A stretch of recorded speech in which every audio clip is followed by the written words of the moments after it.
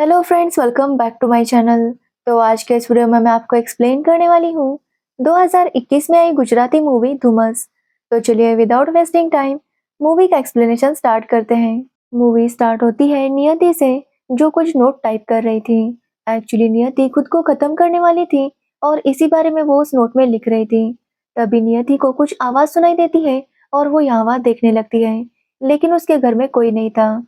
तो वही उनका वॉचमैन अपने मोबाइल में बिजी था और उसका भी घर पर ध्यान नहीं था। जिसके बाद नियति एक पॉइजन की बोतल उठाती है और वो उसे खाने वाली थी, लेकिन तभी वहां पर उसे फिर से आवाज आती है। तो वो दूसरे रूम में जाकर चेक करने लगती है। तभी हम देखते हैं नियति के घर में एक चोर घुस गया था। नियति जैसे उसे देखती है, वो उसके साथ लड़ने लगती है। उस चोर के हाथ में चाकू था जो नियति को लग जाता है। अब ये देखकर नियति डर जाती है और उस चोर को फ्लावर पॉट से मार देती है। जिसके बाद वो चोर वहीं पर बेहोश होकर गिर जाता है। नियति देखती है कि उस चोर के पास एक अस्थमा पंप था। जिसके बाद नियति उस पंप को लेती है और वॉचमैन को कॉल करने लगती है। लेकिन तभी नियति के मन में कुछ ख्याल आता है और वो कॉल कट कर देती है। तो वही वॉचमैन को नियति का मिस कॉल आया था, इसलिए वो नियति से बात करने चला आता है। लेकिन नियति उसे चोर के बारे में कुछ नहीं बताती और वहां से चली आती है। थोड़ी देर बाद चोर को होश आता है, लेकिन उसे सांस लेने में तकलीफ हो रही थी। इसलिए नियति उसे उसका अस्थमा पंप देती है और उसे इनहेल करते ही चोर की हालत थोड़ी बेटर हो जाती है। अब चोर नियति से माफी मांगता है और वहां से जाने लगता है। लेकिन नियति गन निकालती है और चोर को वहीं रुकने के लिए कहती है। अब ये देखकर चोर भी काफी शॉक था, क्योंकि वो तो वहां से जा रहा था। फिर भी नियति उसे रोक लेती है। नियति चोर से उसका नाम पूछती है, तो उसका नाम सूरज था।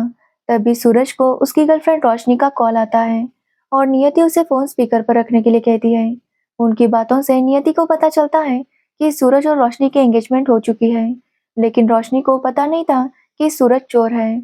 अब ये सुनने पर रोशनी सूरज से कहती है कि उसे उसका एक काम करना होगा, तभी वो इस घर से जा सकता है। और अगर उसने ऐसा नहीं किया तो या तो वो उसे मार देगी या रोशनी को सब कुछ सच बता देगी। अब ये सुनने पर सूरज उसका काम करने के लिए मान जाता है। तो नियति बताती है कि सूरज को उसे खत्म करना होगा। नियति कहती है कि वो पॉइजन खाने वाली थी, लेकिन सूरज आ गया और उसे पकड़ने के चक्कर में उसकी पॉइजन की बोतल टूट गई। इसलिए अब सूरज को ही नियति को मारना होगा। अब ये सुनकर सूरज काफी शॉक था। वो उसे मना करता है और वहां से जाने लगता है, लेकिन उसके घर के सभी दरवाजे बाहर से लॉक थे, जिसकी वजह से सूरज वहां से भाग नहीं पाता। वो नियति से कहता है कि उसे वॉशरूम जाना है, ताकि वो वॉशरूम से भाग सके। लेकिन जब सूरज वहां से भागने वाला था, तो उसे याद आता है कि उसका मोबाइल बाहर है। वो जैसे ही बाहर आता है, तो उसका मोबाइल नियति के पास था, जो उसे धमकाती है कि अगर उसने उसका काम नहीं किया तो वो रोशनी को सब कुछ बता देगी। अब ये सब सुनकर सूरज को काफी गुस्सा आता है और वो नियति को बांध देता है, ताकि सूरज वहां से भाग सके। तब नियति उसे कहती है कि इस घर में बहुत जगह सूरज के फिंगरप्रिंट्स हैं। अगर सूरज यहाँ से चला भी गया और नियति ने खुद को खत्म कर लिया, तभी ब्लेम सूरज पर ही आएगा। अब ये सुनने के बाद फिर से सूरज वहां पर रुक जाता है। तभी नियति को उल्टी आने लगती है और वो वॉशरूम जाती है। यहाँ पर सूरज को पता चलता है कि नियति प्रेग्नेंट है। अब ये सुनकर वो और ज्यादा शॉक था कि नियति प्रेग्नेंट है, फिर भी वो खुद को खत्म करना चाहती थी। जिसके बाद नियति सूरज को अपनी कहानी सुनाने लगती है। एक्चुअली नियति के पापा एक बहुत बड़े बिजनेसमैन थे और उनके यहाँ पर आकाश नाम का लड़का काम करता था। अब नियति को आकाश से प्यार हो गया और उन दोनों ने शादी कर ली। शादी के बाद वो दोनों काफी अच्छे से रह रहे थे, लेकिन कुछ दिनों बाद नियति को पता चला कि उसके पापा की मौत हो गई। अब जैसे ही नियति के पापा गुजर गए, आकाश काफी बदलने लगा था। वो हर वक्त बस नियति पर गुस्सा करता और हमेशा झगड़े होने लगे थे। तभी नियति को पता चला कि आकाश का करीना नाम की लड़की के साथ अफेयर है। जब नियति ने आकाश को इस बारे में पूछा, तो आकाश ने उसके ऊपर हाथ उठाया। जिसके बाद नियति अपने घर वालों को कांटेक्ट करके सब कुछ बताना चाहती थी, लेकिन आकाश ने उसका मोबाइल भी ले लिया और उसने नियति को घर में लॉक करके रखा था।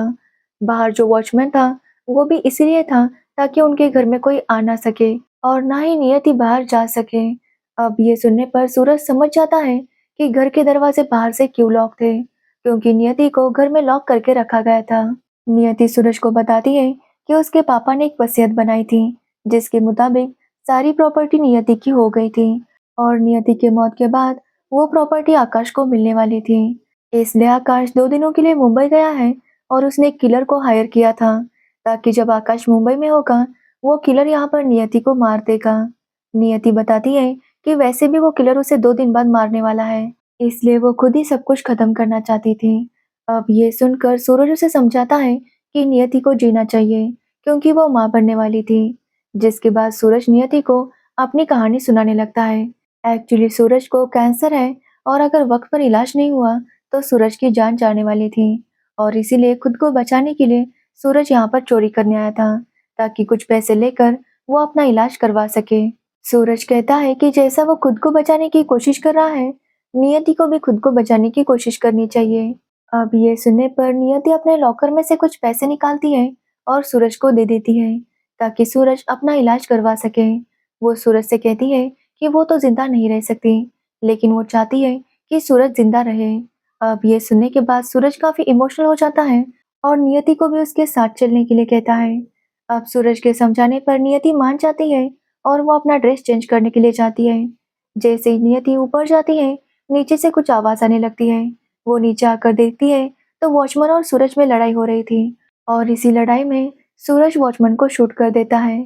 अब ये देखकर सूरज भी काफी डर गया था। नीति सूरज से कहती है कि उसने वॉचमैन को मार दिया, अब उसे जेल जाना पड़ेगा। सूरज नियति को समझाता है कि ये उसने जानबूझकर नहीं किया। जिसके बाद नियति सूरज से कहती है कि वो दोनों मिलकर वॉचमैन की लाश को छुपा देंगे और उसका सारा ब्लेम आकाश पर डाल देंगे। अब सूरज को भी ये आइडिया काफी अच्छा लगता है, इसलिए वो दोनों जाकर वॉचमैन की बॉडी को सूरज के ऑफिस रूम में रख देते हैं ताकि जब पुलिस वहां पर आए तो उन्हें आकाश पर शक हो। जिसके बाद नियति खून के सारे दाग साफ कर देती है। तभी उनकी डोरबेल बजती है। नियति देखती है कि बाहर पुलिस आई थी। अब पुलिस को देखकर नियति काफी डर गई थी, इसलिए वो दरवाजा नहीं खोलती। अब पुलिस भी डोरबेल बजाती है और ना खोलने पर वो दरवाजा तोड़कर अंदर चली आती है और उससे पूछने लगती है कि उसने दरवाजा क्यों नहीं खोला। तो नियति बहाने बनाने लगती है। पुलिस बताती है कि पड़ोसियों की कंप्लेंट आई है कि उन्होंने यहाँ पर फायरिंग की आवाज सुनी थी, लेकिन नियति का कहना था कि यहाँ पर किसी ने भी गोली नहीं चलाई। लेकिन पुलिस को थोड़ा सा डाउट आता है, इसलिए वो पूरे घर की तलाशी लेते हैं, लेकिन वहां पर उन्हें वॉचमैन की लाश नहीं मिलती और ये देखकर सूरज काफी शॉक था। जब पुलिस घर में तलाशी ले रहे थे तो सूरज बाहर जाकर छुप गया था। पुलिस वहां से चली जाती है और जब सूरज अंदर आता है तो वॉचमैन की लाश वहां पर नहीं थी और ये देखकर सूरज काफी ज्यादा शॉक था। वो नियति से कहता है कि शायद इस घर में और भी कोई है जिसने वॉचमैन की लाश को यहाँ से निकाला होगा। अब ये सुनकर नियति काफी डर जाती है और वो सूरज से कहती है कि उन्हें तुरंत यहाँ से निकलना होगा। इसलिए वो सूरज को आकाश के कपड़े पहनाती है ताकि किसी को भी डाउट ना हो। लेकिन नियति कहती है कि वो यहाँ से कहीं नहीं आएगी और वो सूरज को और थोड़े पैसे देती है और वहां से जाने के लिए कहती है। लेकिन नियति को अकेला छोड़कर सूरज का जाने का मन नहीं हो रहा था, इसलिए वो नियति से रिक्वेस्ट करने लगता है कि वो भी उसके साथ चले। तभी फिर से डोरबेल बजती है। नियति जब जाकर देखती है तो बाहर आकाश था। आकाश को देखकर नियति काफी डर जाती है और सूरज को कहने लगती है कि आकाश अंदर आकर उसे मार देगा। अब ये सुनकर सूरज भी काफी डर गया था, इसलिए नियति सूरज को गन देती है और उसे कहती है कि जैसे आकाश अंदर आए वो उसे शूट कर दे, क्योंकि अगर उसने शूट नहीं किया तो आकाश उन दोनों को मार देगा। अब आकाश के पास कीज थी, इसलिए वो डोर ओपन करके अंदर आ रहा था। ये देखकर सूरज काफी डर जाता है और वो आकाश पर गोली चला देता है। आकाश वहां पर गिरता है और सूरज देखता है कि आकाश के हाथ में तो कोई गन थी ही नहीं। ये देखकर सूरज नियति को डांटने लगता है कि उसने झूठ क्यों बोला, जबकि आकाश के पास कोई भी हथियार नहीं था। तभी सूरज देखता है कि आकाश अभी भी जिंदा था। आकाश को जैसे ही होश आ रहा था, नियति सूरज से गन लेती है और आकाश को शूट कर देती है और आकाश की वहीं पर मौत हो जाती है। ये देखकर सूरज समझ जाता है कि ये सारा प्लान नियति का था और वो अभी तक सूरज से झूठ बोल रही थी। ये सब देखकर सूरज को अस्थमा अटैक आता है और वो सांस नहीं ले पा रहा था, लेकिन नियति उसे इनहेलर नहीं देती, जिसकी वजह से सूरज बेहोश हो जाता है। अब जब सूरज को होश आता है तो उसके सामने नियति मानव नाम के लड़के के साथ थी और उसे पता चलता है कि अफेयर आकाश का नहीं बल्कि नियति का चल रहा था और वो भी मानव के साथ।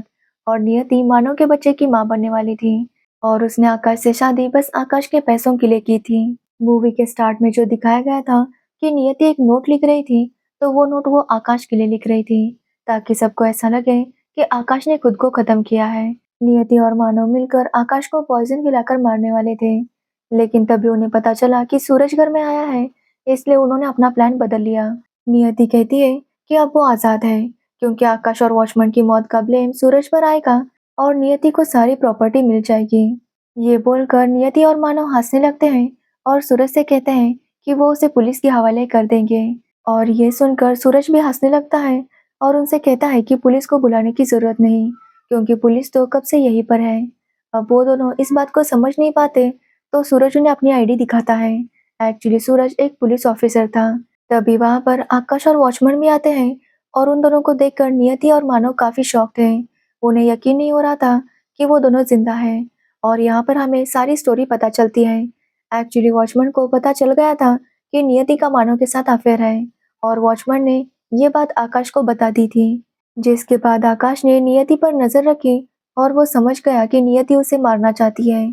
इसलिए आकाश ने ये सारी बातें सूरज को बताई और उन लोगों ने मिलकर प्लान बनाया ताकि वो नियति को एक्सपोज कर सके। अब नियति सब कुछ समझ चुकी थी, लेकिन वो कहती है कि उनके पास कुछ भी प्रूफ नहीं है। तब सूरज कहता है कि वो जो अस्थमा पंप था उसमें सारी बातें रिकॉर्ड हो चुकी हैं। एक्चुअली वो अस्थमा पंप एक रिकॉर्डर था और उसमें नियति की सारी बातें रिकॉर्ड हो चुकी थी। तभी वहां पर पुलिस आती है और नियति को पकड़ लेती है। आकाश नियति से कहता है कि वो उससे बहुत प्यार करता था, लेकिन वो उसके प्यार के काबिल नहीं थी। तो वही हम नियति को देखते हैं जिसे कोई भी पछतावा नहीं था। जिसके बाद पुलिस नियति को लेकर जाती है और आकाश सूरज को थैंक्स कहता है, क्योंकि सूरज की वजह से ही आकाश की जान बच गई थी। और इसी के साथ ये मूवी एंड हो जाती है। तो ये थी धूमस मूवी की स्टोरी।